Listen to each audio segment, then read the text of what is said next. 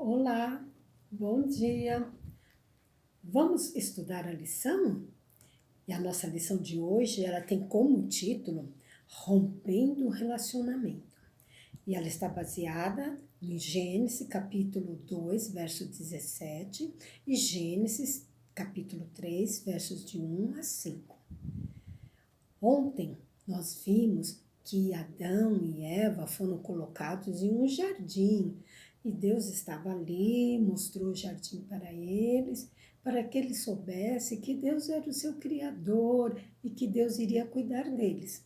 Ah, mas tinha uma coisa ali, que uma árvore que eles não poderiam comer de nenhum dos seus frutos, né? Era a árvore do conhecimento do bem e do mal.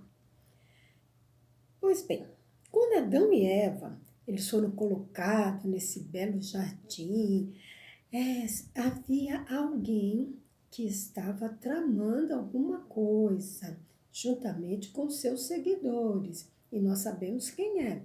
É o nosso inimigo, ele mesmo. Ele estava fazendo alguma coisa, arquitetando, pensando o que poderei fazer para que Adão e Eva pequem. Ele não poderia exercer o seu poder sobre eles, porque Adão e Eva já conheciam a história da guerra no céu e que os anjos haviam sido expulsos juntamente com Satanás, né? Mas eles procurou um jeito para que eles desobedecessem a Deus, né? Então, algum plano teria que ser efetuado. Aí ele ficou pensando o que ele poderia fazer.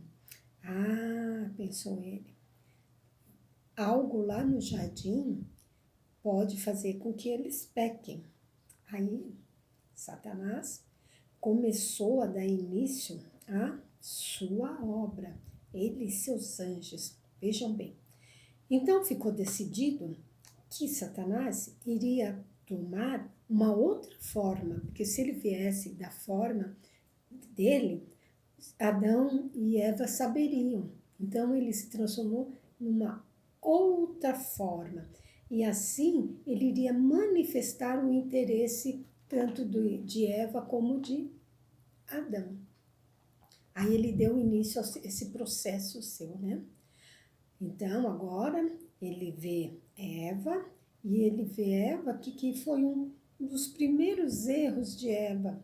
Ela estava no jardim e ela simplesmente se distanciou do seu marido, né?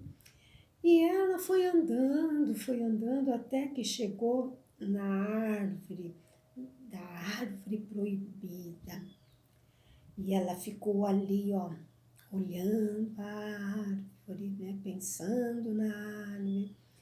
E aí ela começou a dar ouvidos à voz do tentador. Ela dizia assim, e ela começou a duvidar de Deus. Você já pensou? Ela começou a duvidar de Deus. Então ela começou a duvidar daquilo que Deus tinha dito, conforme está lá em Gênesis 2:17. No dia em que desta árvore vocês comerem, certamente morrerás. Ela pensou que talvez o Senhor não quisesse dizer exatamente isso, e ela foi se aventurando, foi se estendendo, e aí Satanás, na forma de serpente que falava, e Eva ficou tão encantada que ela nem prestou atenção que a serpente falava, tão emocionada que ela estava em êxtase para poder comer o fruto. Aí, o que ela fez? Estendeu a sua mão, pegou o fruto e o comeu. Ele era bonito, ele era agradável aos olhos e ao paladar era bom, né?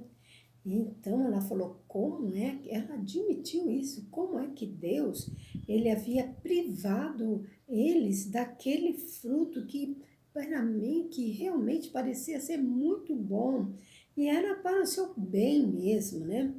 Mas o que ela fez? Ofereceu o seu fruto a quem? Ao seu esposo, a Adão. Irmãos, e veja que nós temos aqui na nossa lição, que diz o seguinte: por mais deplorável que fosse a transgressão, cheia de possíveis infortúnios para a família humana, a escolha de Eva não envolvia necessariamente a raça humana na penalidade dessa transgressão dela, né? Não foi escolha de Eva. Eva não escolheu.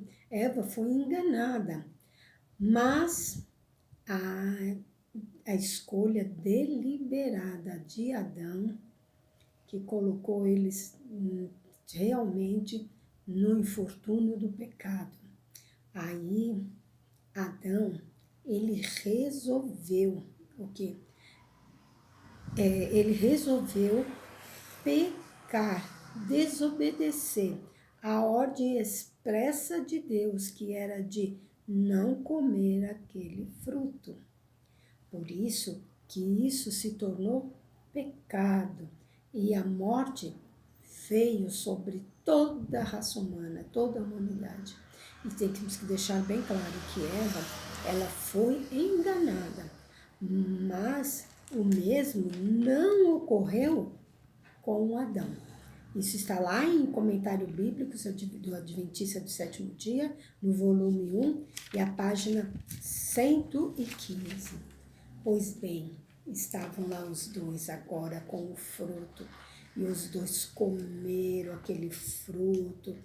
Ai, sabe qual foi a grande sabedoria que eles obtiveram naquele momento que eles comeram? Foi o conhecimento do pecado e o senso de culpa que eles tinham. A veste de luz, a veste de luz que cercava eles, logo desapareceu. Vejam bem, sob um senso de culpa e de perda da cobertura que eles tinham, eles tiveram um tremor. Um tremor tomou conta deles, assim, irmão White fala, lá na história da redenção. Você já leu esse livro? Esse livro é maravilhoso. Então, depois deles terem participado do fruto proibido, eles foram tomados de um senso de vergonha, de terror. De início, o pensamento deles era como eles iriam se desculpar por o seu pecado diante de Deus. Eles tinham que escapar da sentença de morte. Mas quando Deus perguntou: Adão, Eva, onde vocês estão? Ah, nós estamos aqui, nós estamos escondidos. Mas por que vocês se esconderam? Nós escondemos porque nós tivemos medo. E falou, mas por que vocês tiveram medo? Vocês estiveram lá no jardim e comeram do fruto da árvore proibida? E aí, irmãos, o que acontece? Adão começa a se desculpar e querendo colocar culpa até em Deus e na mulher que Deus havia dado para ele. Ele falou, a mulher que tu me deste, olha, a mulher que tu me deste por companheira, ela me deu o fruto e por isso eu o comi.